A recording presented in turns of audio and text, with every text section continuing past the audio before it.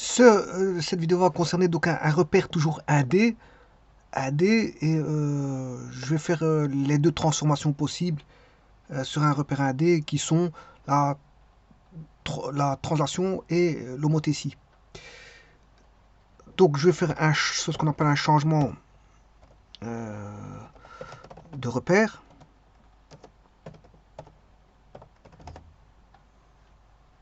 Changement de repère et d'origine. Et d'origine.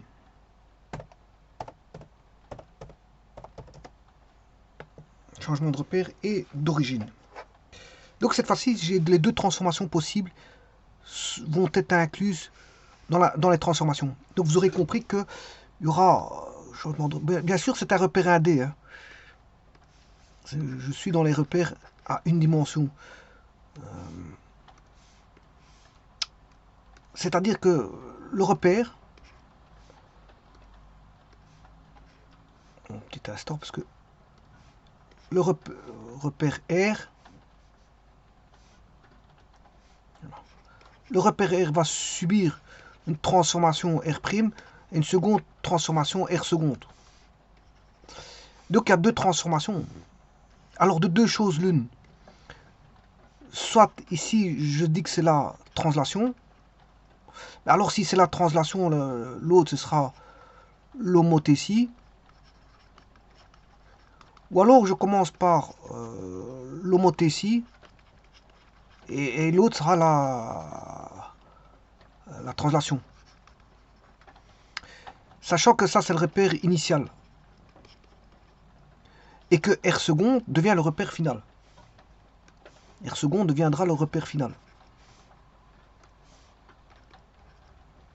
Alors, ici, moi, je vais commencer, bon, ce que je vais faire, pour voir cette transformation, je préfère commencer par la translation suivie d'une homothétie. Bon, je pourrais faire l'homothétie suivie de la translation, mais c'est mon choix. C'est mon choix. Bon.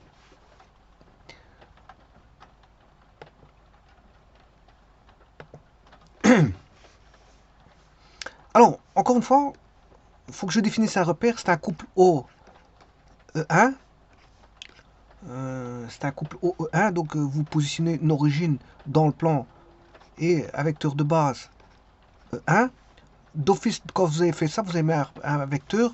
Il y a voilà, une droite support du vecteur E1 qui vient voilà, se mettre dessus. Voilà, une droite c'est infini, je vous rappelle. Et en faisant ça, vous avez créé un axe. Un axe. Avec le vecteur de base qui est E1 ici. Alors comme j'ai toujours dit, E1 peut valoir 2 cm, 3 cm, c'est l'échelle, hein, c'est le facteur d'échelle. Voilà. Par contre, il vaut toujours une unité. C'est-à-dire que là, on aura 2 unités, 3 unités, 4 unités. Peu importe si E1 fait 2 cm, voire 4 cm, voire 6, voire 7 cm, on s'en fout. Mais s'il fait 7 cm, 2 unités, c'est 14 cm. Hein.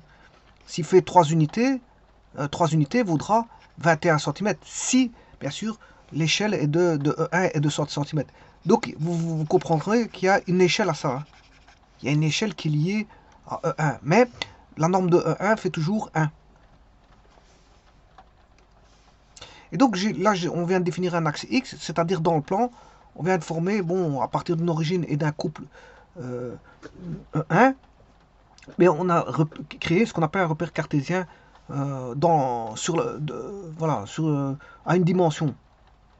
Donc c'est un repère cartésien de D. On a une droite D, donc on a créé ce qu'on appelle un axe des abscisses.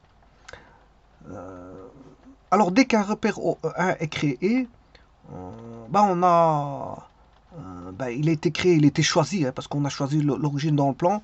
Le plan c'est pi, voilà, et un vecteur de base. Une fois qu'on a créé ça, un couple, on a un repère cartésien qui est une droite.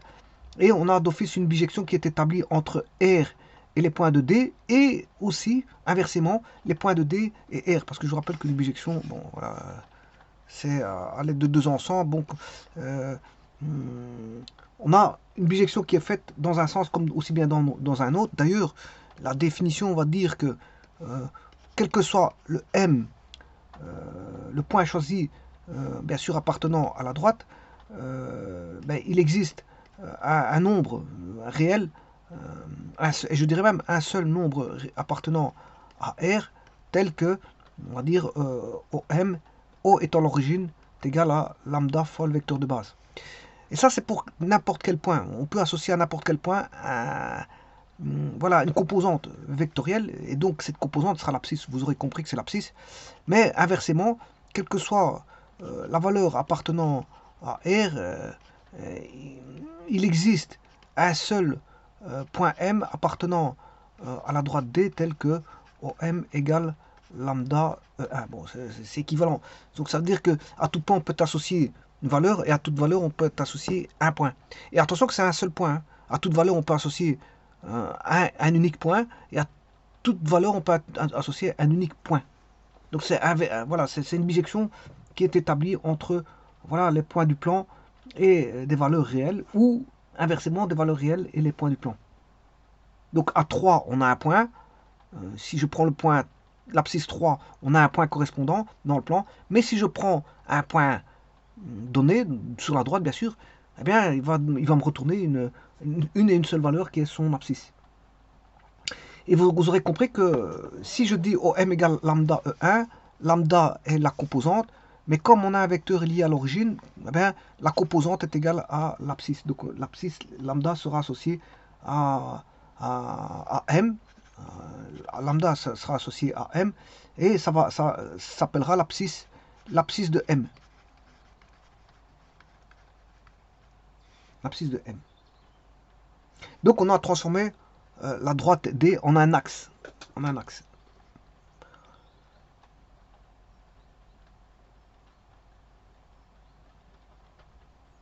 Maintenant, je vais faire le changement. Donc je vous dis qu'il y a deux transformations. Je vais faire d'abord la translation. Donc il me faut un vecteur de translation. Donc si je prends un vecteur, voilà, comme ceci, enfin oui, un vecteur, je prends une origine, voilà, je prends une origine O avec un vecteur de base E1, je crée son axe qui est la droite D, là, X, là, bon, par là ça va, c'est moins l'infini par là, côté gauche. Alors, qu'est-ce qu'on pourrait dire? Ben, si je prends une nouvelle origine que je vais appeler O', toujours avec la même base, hein, attention, toujours avec la même base, 1. Pour faire ma première transformation que je vais appeler T1, transformation T1 qui est voilà, un décalage, ben, E1 est gardé, hein, je garde le E1. Alors soit j'augmente E1 et je fais le soit j'augmente E1, petit instant, là, soit j'augmente E1, c'est-à-dire je fais une homothétie et puis je fais une translation, ou soit je fais une translation, puis je fais une homothétie. Ici, je choisis le cas ici, je fais d'abord la translation d'abord, et puis je ferai la homothétie après. Donc c'est pour ça que le vecteur E1 il ne bouge pas ici, hein, parce que je fais d'abord une translation. Et donc, on sait bien que le vecteur, un point M, tout point M, dans le repère R, sera donné par OM est égal à lambda E1. Voilà. M est unique, bien sûr. Voilà. Maintenant, O'M. Oui, ici, l'abscisse, je vais l'appeler X. Hein, dans le repère R. Sinon, je vais avoir lambda prime. C'est X fois 1. Et ça, c'est dans le repère R. Et dans le repère R', on aura O'M vaut par rapport à E1 X'. X'. Donc, avec ça, je peux déjà trouver le vecteur de translation qui vaut O. Vous aurez compris que le vecteur de translation, c'est O'. Hein. C'est vecteur de translation, c'est O'.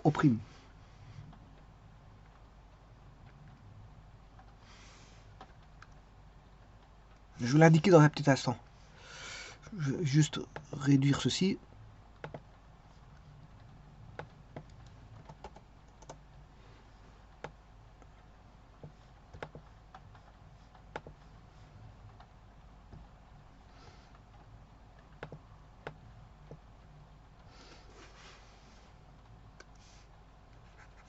Donc, on peut apercevoir le vecteur de translation le vecteur de translation, c'est O'.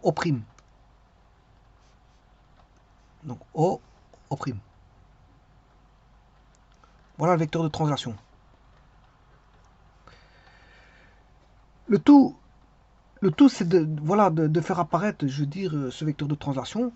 Comment pourrait-on le faire apparaître? Ben, juste si j'ai ces deux vecteurs, O'. Alors, bien sûr, le point M, il est là. Je l'ai mis là. Donc, OM', O'M, il est là. Et OM, il est là. Ça, c'est le vecteur OM. Et ça, c'est le vecteur O'M.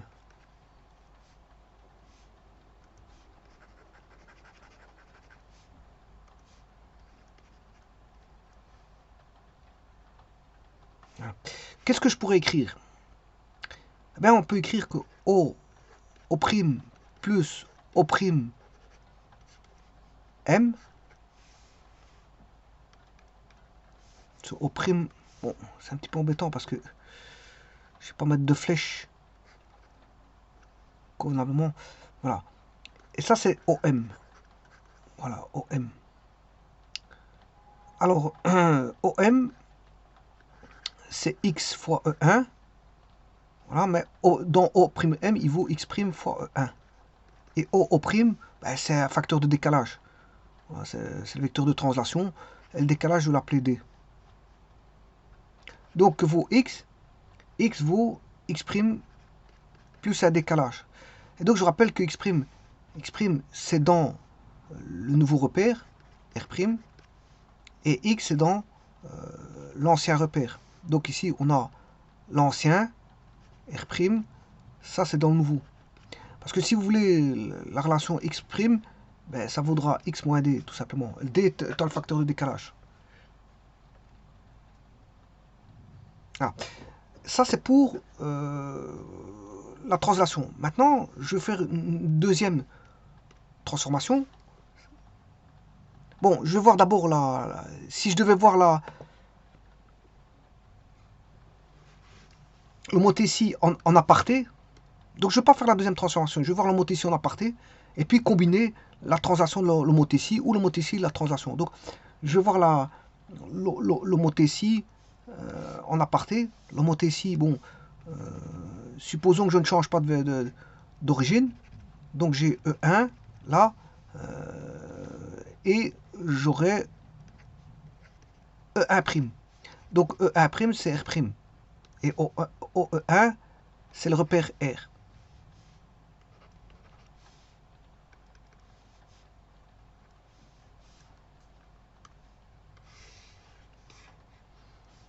Donc, qu'est-ce qu'on pourrait écrire? Que un point M, OM, est donné par une abscisse X fois E1, mais que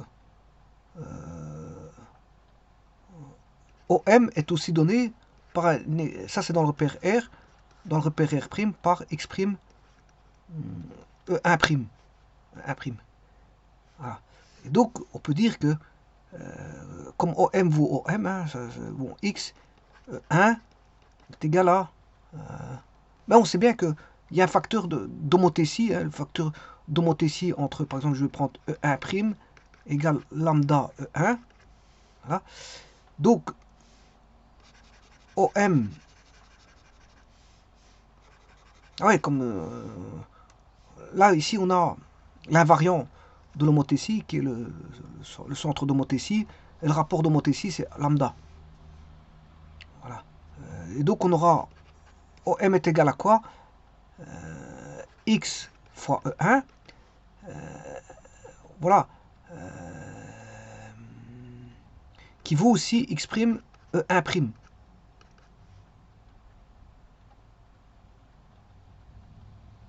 X' E1'. Donc, si je ramène X', c'est lambda E1. Donc j'aurai X E1 est égal à lambda X' E1. Et donc on peut dire quoi? Mais que X égale lambda x'. Voilà. Ça, c'est dans le repère R'. Celui-là, c'est dans le repère R. Donc maintenant, je vais combiner les deux.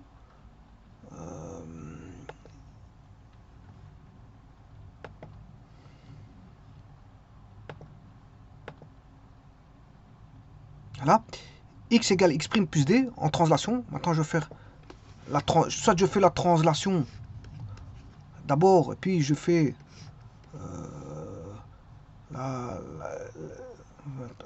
ça, c'est la transformation. Hein. Transformation 1 qui est une translation du plan. C'est une transformation du plan. Hein. Transformation 1. Et la deuxième transformation, donc je fais une composition de transformation. Translation suivie d'une montée ici. Ou si vous voulez, je fais l'homo ici combiné en composition avec la translation. Alors, je vais chercher x égale x' plus d. Donc, x égale x' plus le décalage. Voilà, mais le x', il vaut lambda. Ici, le x', il a été multiplié par lambda. Donc, c'est ça. Voilà. Donc on a bien la translation. Là, voilà. Maintenant, on peut avoir aussi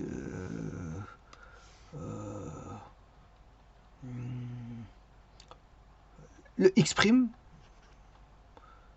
Le x' égale x moins d. Donc le x voudra 1 sur lambda x' moins d. Alors attention que le x' il est là.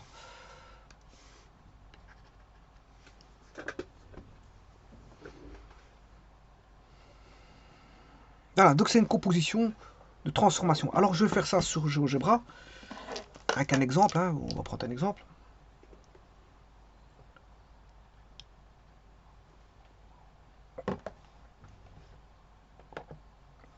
Alors, ici je vais créer un point qui est l'origine au'. Donc je vais mettre un point. On va mettre un point, je ne sais pas moi, en 7,3. Voilà, ça c'est mon repère, c'est mon origine de base. O. Non, je ne vais pas le mettre là. C'est pas en 7,0 mais en 7,3. Je vais mettre là. Ça c'est mon origine. Alors, je vais mettre un décalage d'origine qui va se mettre en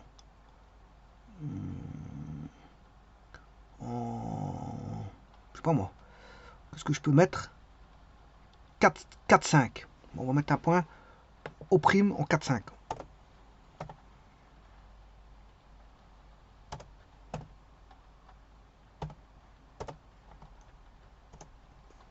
Un 4, 5.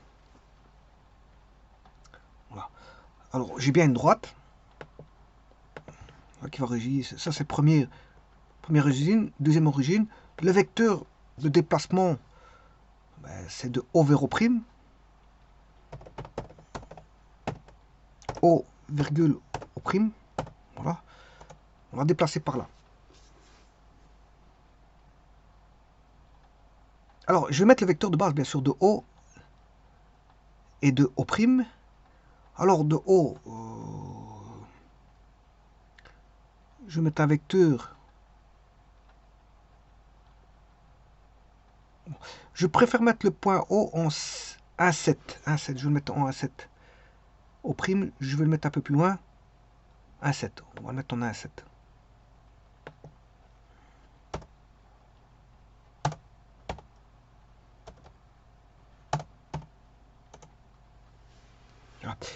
Là, ça c'est le décalage. Comme ça, moi, ça me permet d'avoir un vecteur de base que je vais mettre justement en 4, 5. 4, 5.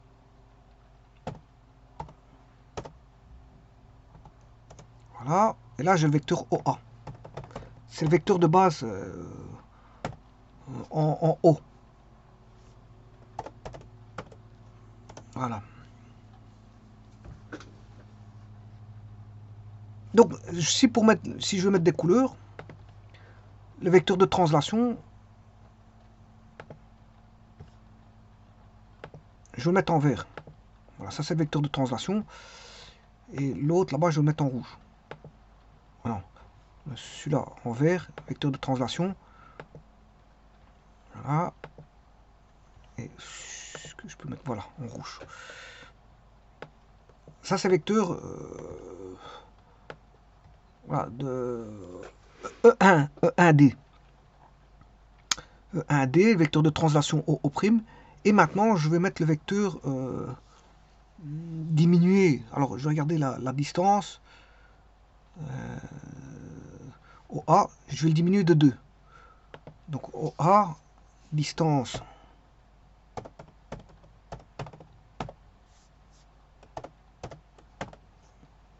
Voilà, distance OA 361. Donc, je prends un cercle centré en A7.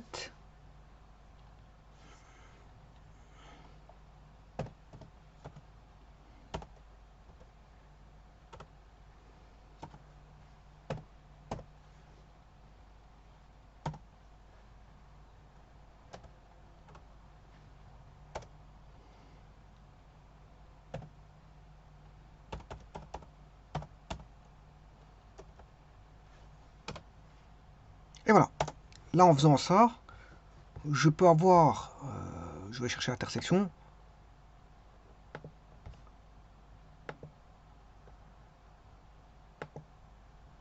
Voilà. Et je vais créer le vecteur O'B.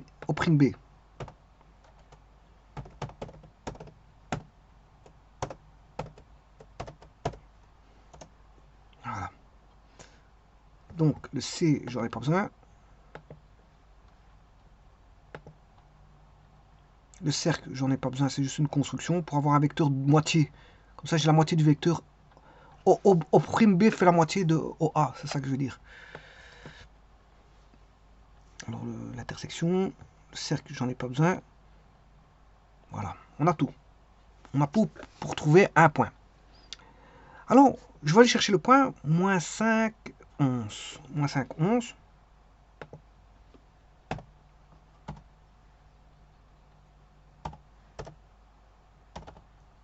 Voilà, moi, c'est ce point-là. Alors, par rapport à OD, je vais regarder distance OD.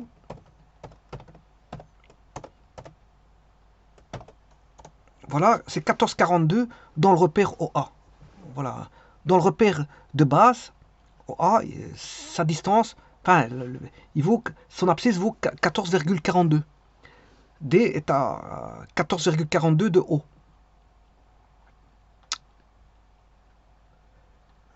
De haut. Maintenant, le vecteur OO', le décalage, il vaut combien? Cette distance OO'.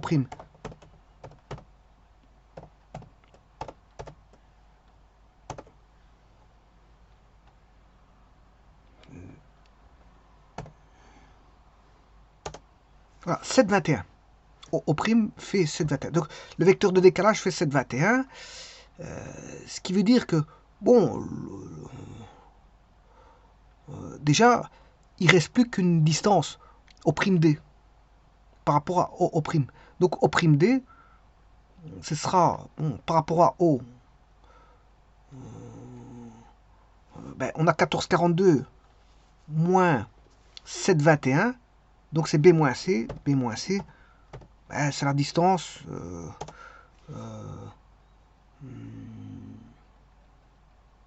B moins C, c'est la distance O'D. O', distance O'D.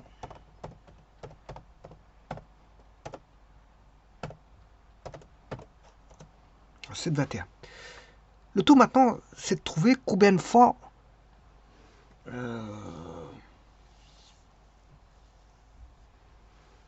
on a le vecteur. Le vecteur OA fait 2 fois O',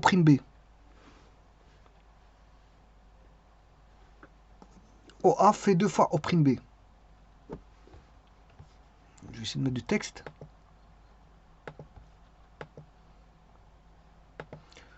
Le vecteur OA est égal à 2 fois O'. 2 fois le vecteur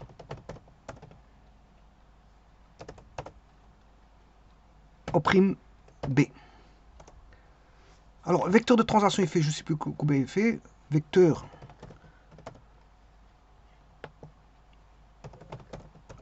de translation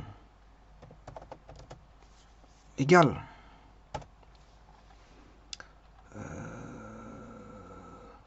721, c'est à moitié. C'est à moitié de OD. L'abscisse D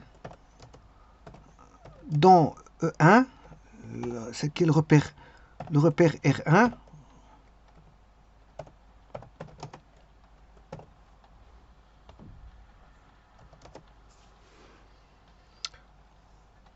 Eh bien, il vaut 14,42. Donc ça, c'est le X. Ça, c'est le X. Le X, il vaut 14,42.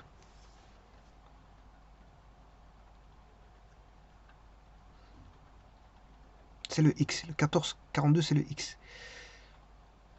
Donc, comment je pourrais écrire l'équation? Je rappelle aussi que... là, on va déjà faire ça.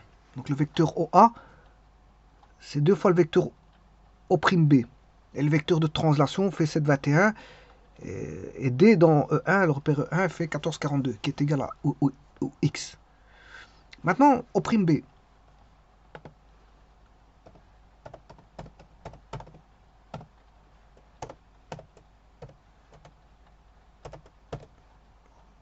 O'B, il vaut 1,81. Et distance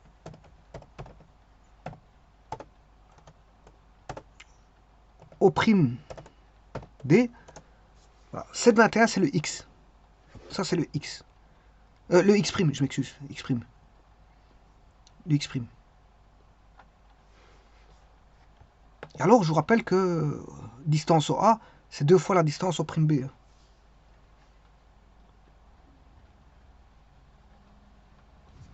Donc, comment trouver le X?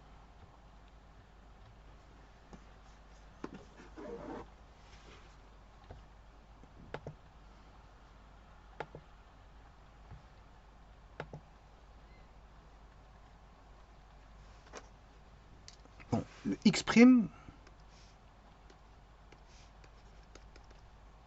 égale 7,21.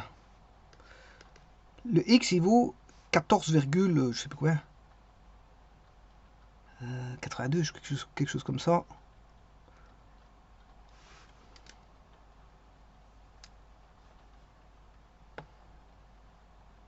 « 14,42.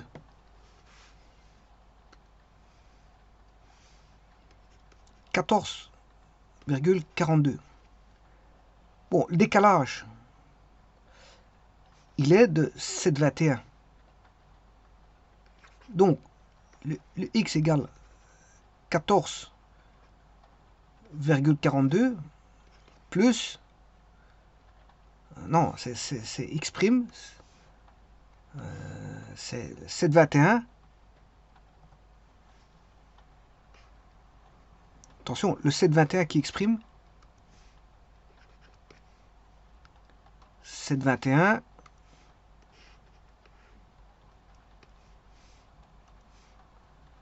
bon, 14,42 c'est 7,21 plus 7,21. C'est 7,21 plus 7,21. Voilà. Mais attention que un des deux est le vecteur de translation. Donc c'est O'. Voilà, c'est le vecteur déplacement. C'est le déplacement. Le vecteur déplacement, voilà, je vais considérer que c'est 7,21. Par contre, le 7,21 là, c'est 7,21 par rapport à la base de... voilà, et l'autre, je sais plus combien il valait. La base, elle valait combien?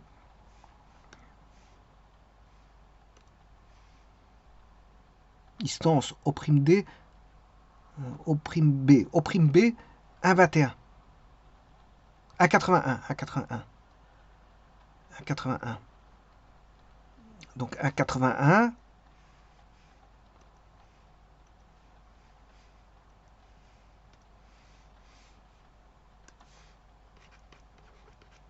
Fois combien égale 7,21?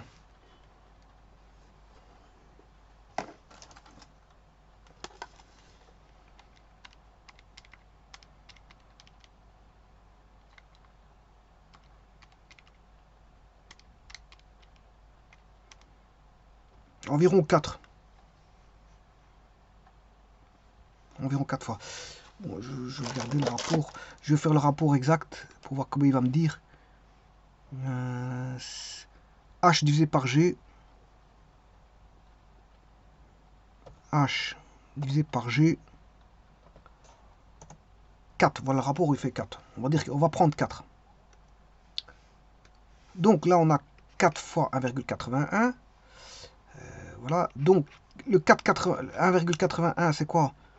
Ben, c'est la base 1'. C'est la base 1' qui fait 1,81. Voilà. Donc, si vous faites 1,81 fois 4 plus le vecteur déplacement qui fait 7,21, vous obtenez bien le X.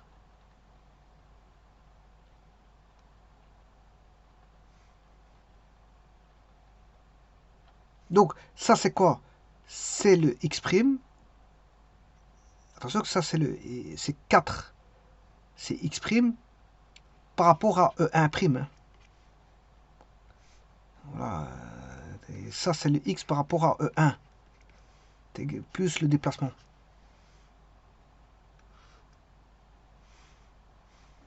Voilà, parce que le 1442, c'est... on va regarder ça tout de suite. 14, non, non, attention que je me suis trompé, parce qu'ici, c'est par rapport... Je vais recommencer le rapport. Donc, OD. Je vais regarder OD. Distance OD.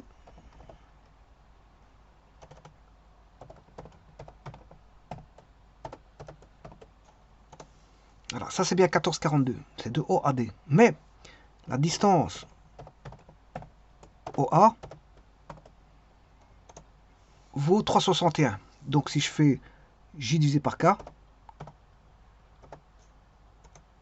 là, il vaut 4 fois. 4 fois 361. 4 fois 361.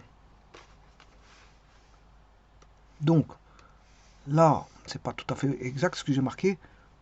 Le X, on est d'accord, c'est 4 fois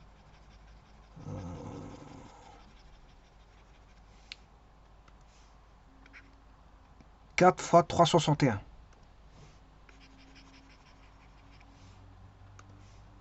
4 fois 361.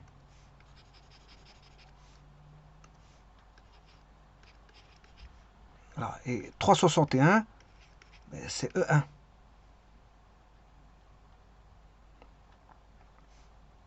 Donc là, on aura X, c'est bien le 4, c'est bien dans X fois E1 est égal à X', E1', voilà, plus D.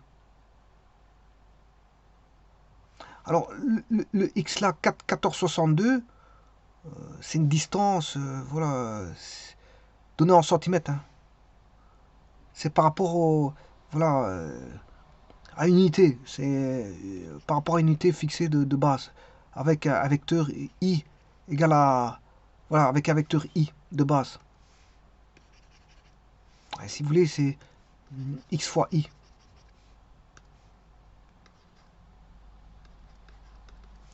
Avec un vecteur unitaire comme ceci, dont l'échelle est 1 cm. Et ici aussi, X', 7,21, c'est toujours par rapport à ce même Voilà, c'est x prime fois i. Bien sûr, qui est en norme.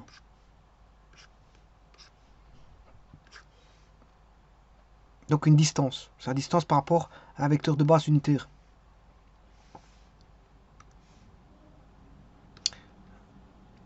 Et donc, par rapport à l'origine O, hein, bien sûr, ici, par rapport le 7, 21, c'est x' par rapport à O', et là, ça par rapport à O. Donc là, on aurait x fois i par rapport à O.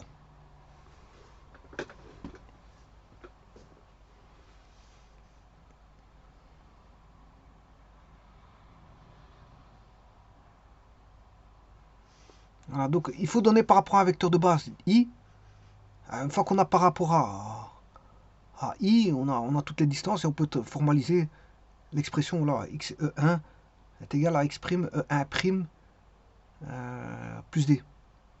Et tout ça, bien sûr, est donné par rapport à un vecteur i. D'échelle égale à 1 cm.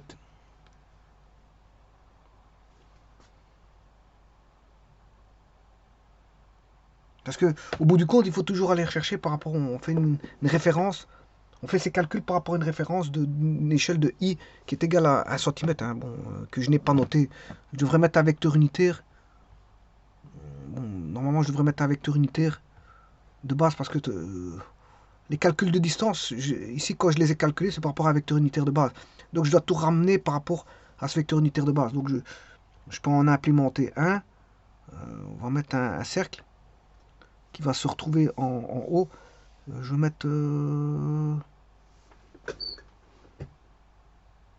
il est en 7,3. Je vais te mettre un cercle x moins 7 au carré plus y moins 3 au carré égale à 1. Voilà.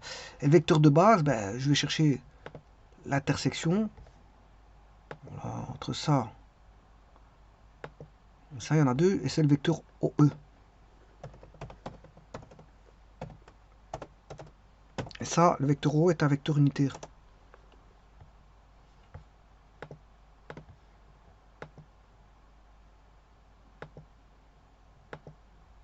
Voilà. Donc, quand je dis la distance OD, c'est par rapport à ce vecteur M, qui est un vecteur unitaire. Bon. Donc, vous voyez que je ramène toujours par rapport à un vecteur unitaire. Malgré que les bases, bon, je veux dire, parce que la vraie base, c'est OA, la première, et la seconde, ben, c'est O'B, il y a deux bases.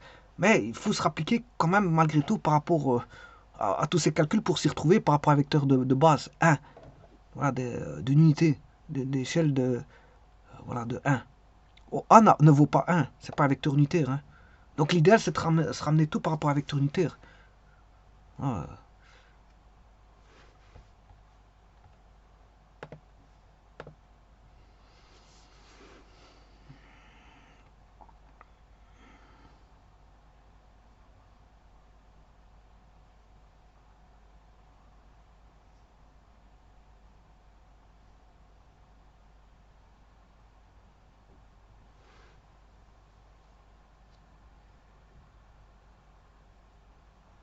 Et ici, bon, c'est un coup de chance qu'on a 4 et 4. Hein. Bon, j'aurais dû mettre 5 et 4. Ici, c'est pas forcément toujours le même. Ici, c'est parce que, bon, comme par hasard, j'ai 4. Et là, j'ai 4. Bon, malheureux, mais pour l'exemple, c'est pas un bon exemple parce que, bon, ça donne 4 et 4. Et on peut quand on a des valeurs comme ça identiques, on peut voilà, faire des erreurs parce que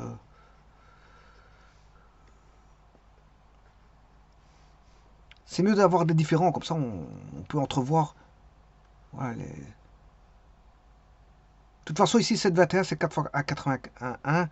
Et ça, c'est le vecteur de base. Le vecteur de base ici fait 1,81. C'est 1'. Donc, c'est-à-dire 1'. Ici, c'est O'B. O'B. Voilà, donc D se trouve en 4 par rapport au prime B. Voilà. Mais le D se trouve en 4 aussi pour OA. Pour OA, vecteur OA. Voilà. D'ailleurs, voilà, on pourrait le voir tout de suite. Regardez bien, je vais mettre des représentants. Représentants. Voilà. Bon, je prends le vecteur ici. Enfin, j'aurais dû pas faire ça. Bon, représentant de ça, vecteur là. Vous voyez? Donc là, je peux mettre, vous voyez que je peux mettre un cercle.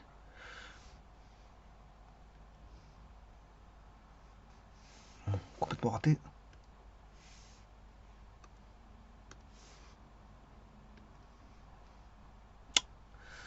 Je sais pas pourquoi je n'arrive pas à faire un cercle. Cercle centre point, centre rayon.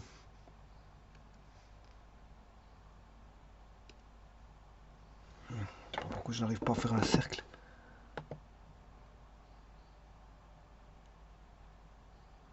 Centre point, c'est bien celui-là. Centre, voilà, point. Puis centre, point.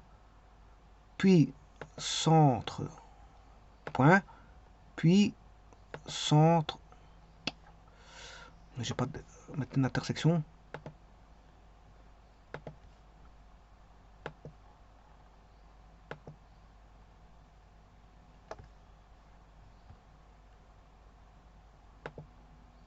Centre point. Voilà. Et vous voyez qu'il y a 4 fois la distance du vecteur E1. Je vais vous montrer tout de suite.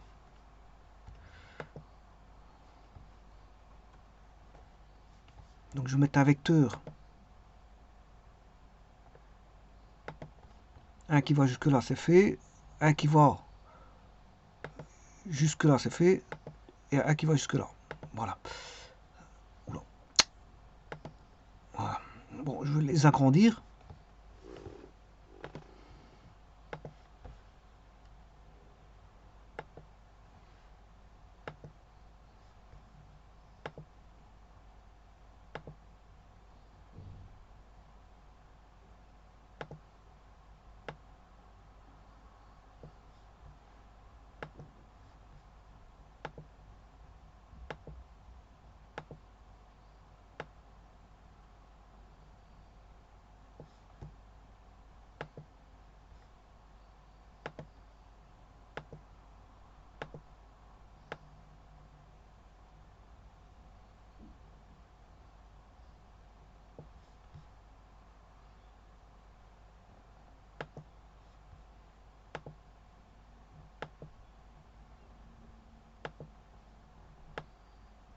Voilà, vous voyez qu'il fait bien 4 fois la distance.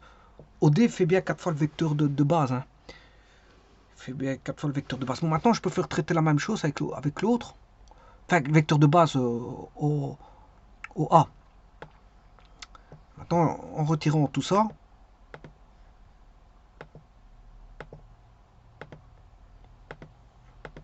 je peux montrer aussi que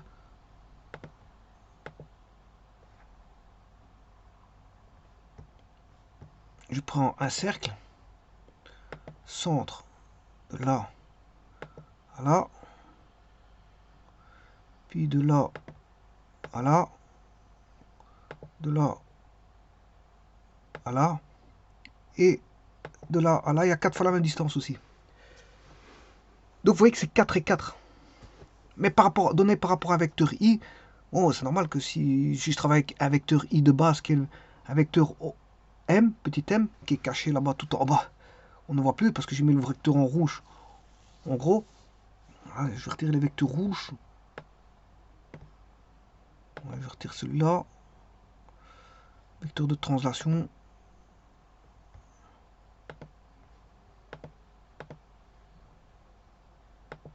Ah, ça c'est le vecteur de base, justement, c'est celui-là. C'est le vecteur de base. Vous le voyez où il apparaît. Normalement, tout est donné par rapport à ça. Normalement. Mais comme il y a deux vecteurs de base, un appartenant au A et l'autre au prime B, ben, il faut faire avec. Il faut faire avec. Mais malgré tout, c'est mieux de revenir avec une échelle de 1. Voilà, parce que bon, les distances, on les a avec une échelle de 1. Avec une échelle de 1. Et donc c'est x E1 est égal à x' E1' plus D. Et s'y retrouver par rapport à une échelle, une base de I. Une base de I. Je vous remercie.